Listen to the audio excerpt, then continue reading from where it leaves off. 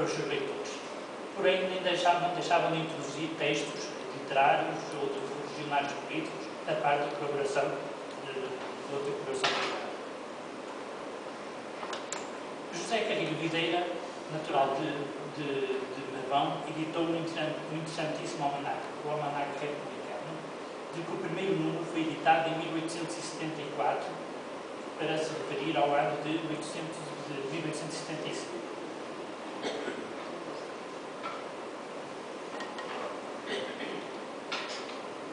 De 1875. Teria continuado este almanaque até 1887-88. Só o último editado foi em 87 para o ano de 88. Mas para melhor se perceber como nasce este almanaque, temos que saber quem foi Carrilho Videira. Com certeza que presumo que todos aqui na sala saibam quem foi este notável martanense. Há, porém, um texto belíssimo e comovente da autoria de Miguel Teotónio Pereira que bem o retrata e a sua vida. É um raro texto para ler e reler. E aqui neste raro está aqui uma provocação e um desafio ao Miguel. Como sei que Carrilho Videira continua no centro das suas atenções, confio que em breve possamos ter uma biografia.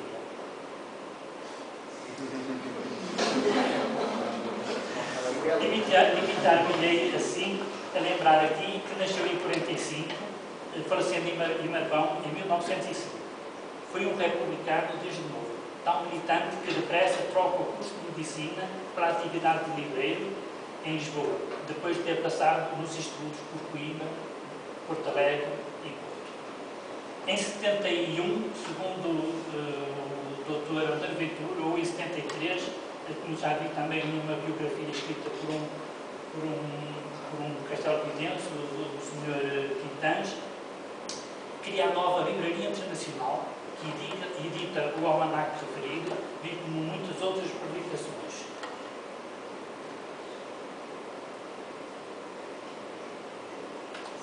Neste almanaque,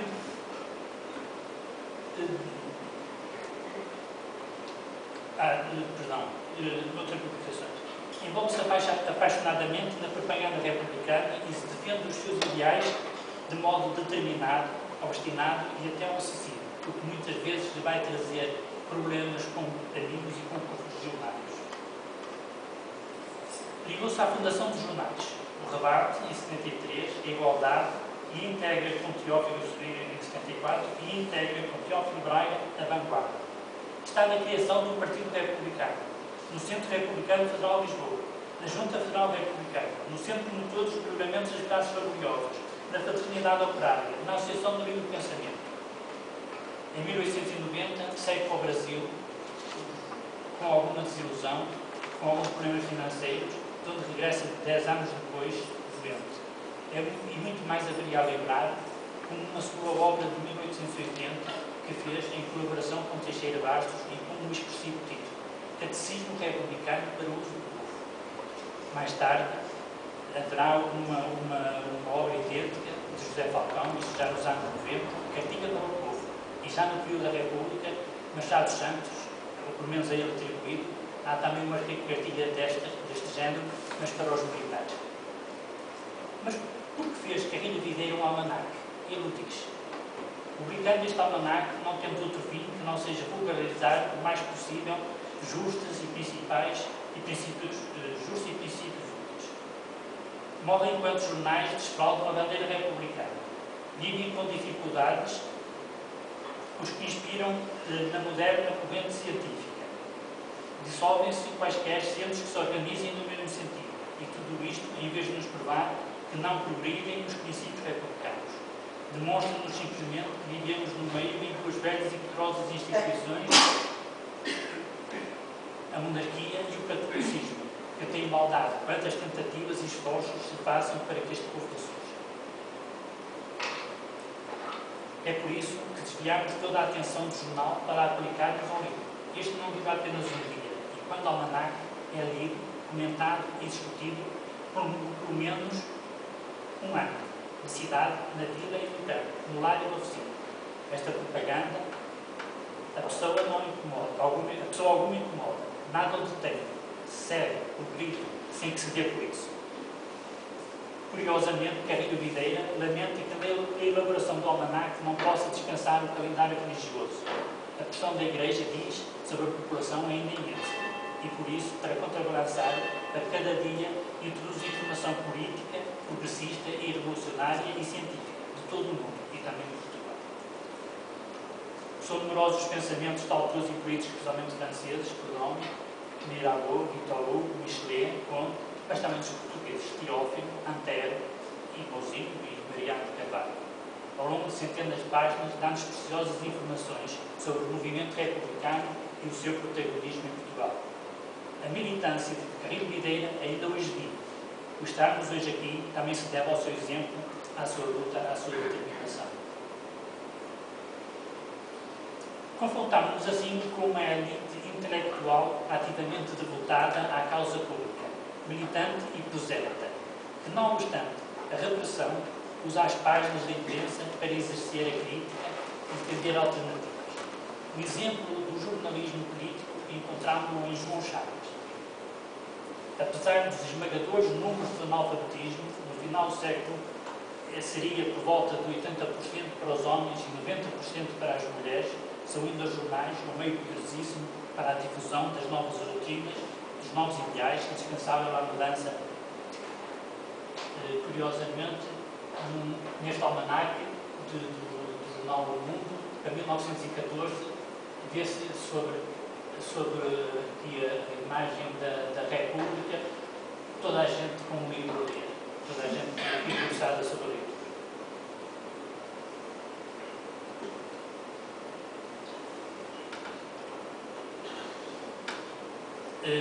É uma época, esta época de João Chagas, é uma época de grandes jornalistas, França Borges, Eduardo Coelho, fundador do Diário de Notícias, Eduardo Nogueira, de outra corrente, Magalhães Lima, o Brito Camacho, realmente sobressaiu, enfim, um período áureo também dos jornalistas. Pinheiro Chagas nasceu no Brasil, era filho e neto de imigrantes no Brasil, refugiados, aliás, mais de imigrantes refugiados das lutas liberais. Veio para Portugal cedo e aos 20 anos era jornalista no Porto. Um dos jornais onde começou por escrever foi o 1º de Janeiro. Mas é com o ultimato, em 1890, que se dá um clique no João Chagas. Deixa de defender os ideais monárquicos e passa sem qualquer reserva a defender os ideais republicanos. Integra a insurreição de 30 de janeiro, como foi chamado, e é preso. Aliás, ele estava preso no dia da insurreição e vai ser deportado por 6 anos para a África. Ele tinha sido preso 2 dias antes, estava na cadeia da relação, onde tinha estado cabido. Na mesma altura estava também lá preso um médico famoso no Porto, o Dr. Rubino de Freitas, que tinha sido condenado por envenenar os sobrinhos para lhes ficar com uma fortuna, com os chocolates.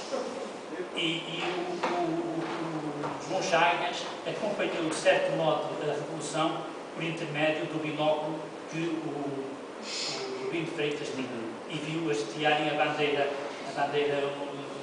democrática na Câmara. Passado umas horas viu arriarem a bandeira democrática e tinha chegado à conclusão de que tinha resultado a Revolução. Foi um jornalista temido. Escrevia de forma simples, clara, objetiva, mordaz, não poupando a monarquia, a família real, as desigualdades sociais, o compadrio, os interesses particulares, que anulavam o interesse comum, o peso opressor da região. As suas brilhantes crónicas estão copiosas, estão compiladas em várias obras. Tem uma obra vasta. O bom humor, a história da volta do Porto, os trabalhos frustrados com a insurreição de 30 de janeiro, como fez um casigno o período de ter deportado. Escreveu mais tarde as cartas políticas, o Diário do Condenado, os diários apóstolos e também as minhas razões. Nas minhas razões, eu tinha selecionado aqui uns textos que ilustram, de certo modo, a maneira como ele escrevia. Não queria estar muito para ler isto, vou só ler aqui um ou dois, para ter bem a noção de como isto chegava ao público.